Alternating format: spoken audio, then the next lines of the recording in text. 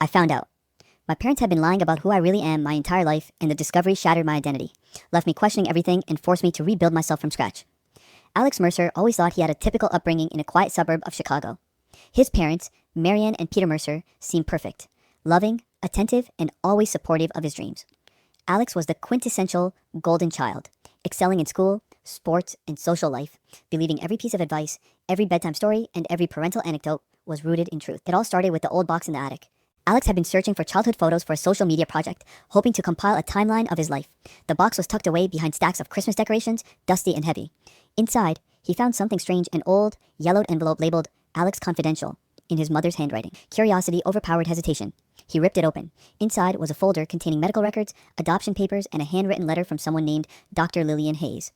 The letter detailed something Alex never expected. He was adopted, not just as a baby, but in a highly orchestrated secret, with his parents actively preventing him from knowing his biological identity. Shock hit like a punch to the chest. The memories of his childhood birthday parties, family vacations, late-night talks all seemed staged, as if he had been living in a carefully constructed narrative. The realization was terrifying. Every lesson, every value, every word from his parents had been part of a lie. Alex's first instinct was disbelief.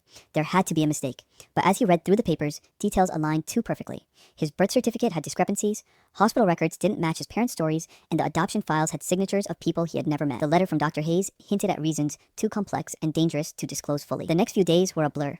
Alex confronted his parents. At first, Marian and Peter tried to laugh it off, calling it a misunderstanding, a bureaucratic error. But Alex wasn't fooled. He pressed, demanded the truth.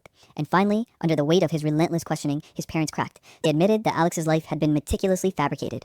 He was not their biological child, nor were they ordinary people.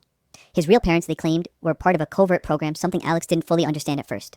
They had given him up to protect him from enemies, from secrets that could endanger his life. Marian and Peter had raised him as a shield, a cover, a normal life built over layers of lies.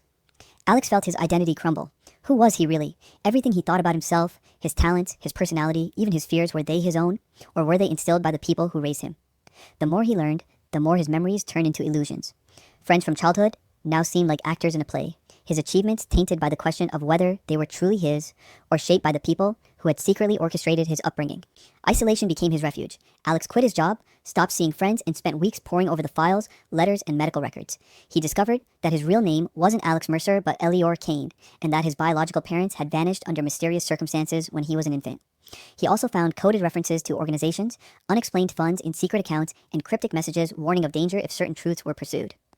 Alex realized that discovering his true identity wasn't just about finding out who he was, it was about surviving the fallout. His life, as he knew it, had been a lie, and the person he thought he was might not exist anymore. The days following the confrontation with his parents blurred together. Alex